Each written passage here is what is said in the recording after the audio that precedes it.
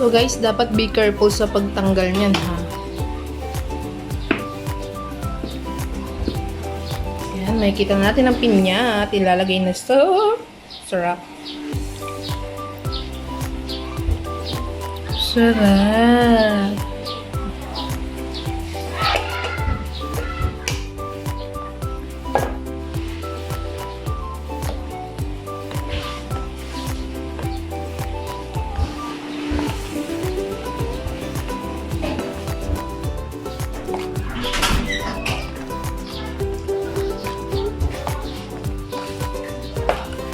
Ganyan lang kasimple guys ang paggawa ng buko salad. Kahit simple lang, kahit konti lang naman ang rekado. So ang huling ilalagay na lang natin guys dito is keso.